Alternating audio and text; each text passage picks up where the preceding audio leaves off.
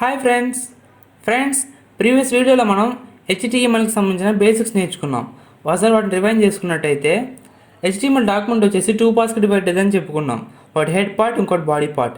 Head పార్ట్లో మనం పేజ్కి సంబంధించిన టైటిల్, డిస్క్రిప్షన్, కీవర్డ్స్ ఇలాంటి ఇన్ఫర్మేషన్ ఇస్తాం. అండ్ బాడీ పార్ట్లో మనం వెబ్ పేజ్ ఎలాగ డిస్ప్లే అవ్వాలో అండ్ ఏమేమి ఎలిమెంట్స్ డిస్ప్లే అవ్వాలో వాటికి సంబంధించిన ట్యాగ్స్ వచ్చేసి మనం బాడీ పార్ట్లో ఇస్తాం. అండ్ ట్యాగ్స్లో మనం open tag and closing tag అంటే 2 ఉంటాయని చెప్పుకున్నాం. మనం ఏ ట్యాగ్ అయితే ఓపెన్ చేస్తామో వాటిని కంపల్సరీగా క్లోజ్ అయితే చేయాలి.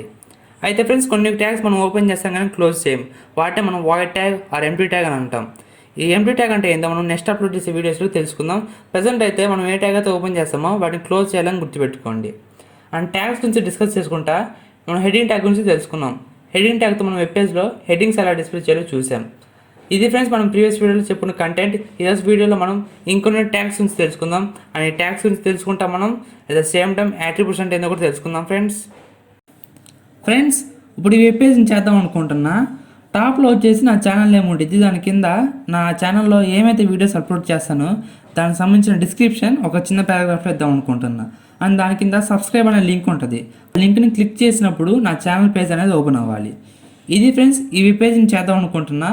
ఈ వెబ్ పేజ్ని చేయడానికి మనం హెచ్టిఎంఎల్లో కోడ్ ఎలా రాయాలో చూద్దాం. ఫ్రెండ్స్ ఫస్ట్ ఆఫ్ ఆల్ ఈ HTML tag, head tag and body tag ఈ మూడు మనం ఏ వెబ్ పేజ్ చేస్తున్నా ఈ మూడు కామన్గా అయితే ఉంటాయి. ఫ్రెండ్స్ మెయిన్ కోడ్ అంతా మనం బాడీ ట్యాగ్లోనే ఇస్తాం. మనకి సి లాంగ్వేజ్లో మెయిన్ ఫంక్షన్ ఎలాగో మనకి హెచ్టిఎంఎల్లో బాడీ ట్యాగ్ అలాగా. బాడీ ట్యాగ్లో మనం ఏమైతే చేంజెస్ చేస్తామో అవి వెబ్ పేజ్ ఒక అవుట్పుట్లో రిఫ్లెక్ట్ అయ్యిద్ది.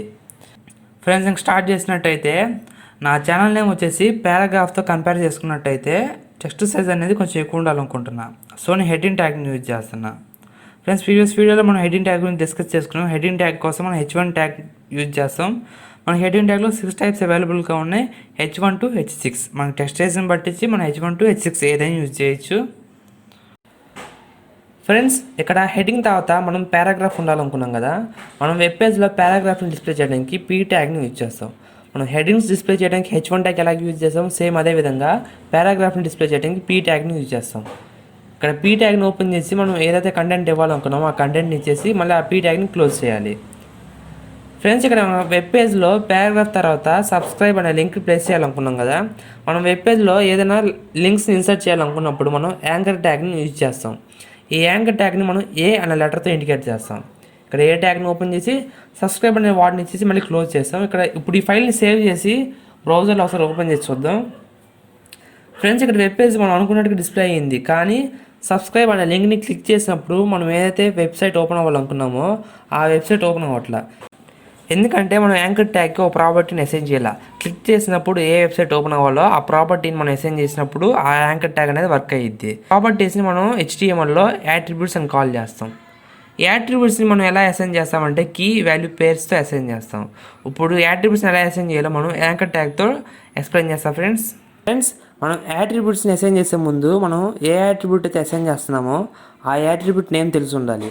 ఇప్పుడు మనం యాంకర్ ట్యాగ్లో మనం క్లిక్ చేసినప్పుడు ఒక వెబ్ పేజ్కి రీడైరెక్ట్ అవ్వాలనుకున్నాం కదా.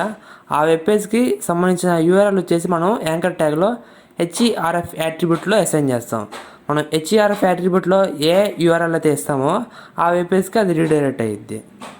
ఫ్రెండ్స్ ఇప్పుడు మన యాంకర్ ట్యాగ్లో HERF యాట్రిబ్యూట్లో మన ఛానల్ లింక్ ఇచ్చి ఒకసారి పేజ్ని రిఫ్రెష్ చేసి చూసినట్టయితే ఇప్పుడు మనం సబ్స్క్రైబ్ లింక్ మీద క్లిక్ చేసినట్టయితే మనం అనుకున్నట్టుగా మన ఛానల్ పేజ్ అనేది ఇలా ఓపెన్ అవుతుంది. ఫ్రెండ్స్ ఇది ఈరోజు మనం చెప్పుకునే యాట్రిబ్యూట్స్ కాన్సెప్ట్. రేపు మనం యాట్రిబ్యూట్స్ కాన్సెప్ట్ ఇంకొంచెం డీప్గా వెళ్దాం. ఫ్రెండ్స్ ఈరోజు చెప్పిన వీడియోలో మీకు ఏమైనా డౌట్స్ ఉంటే కింద కామెంట్ బాక్స్లో తెలపాల్సిందిగా కోరుతున్నాను. ఒకవేళ మీకు ఏమైనా డౌట్స్ ఉంటే తెలపండి, నేను ఖచ్చితంగా రిప్లై అయితే ఇస్తాను. ఈ వీడియో నచ్చినట్లయితే లైక్ చేయండి, షేర్ చేయండి, అలాగే సబ్స్క్రైబ్ చేయండి. Thanks for watching.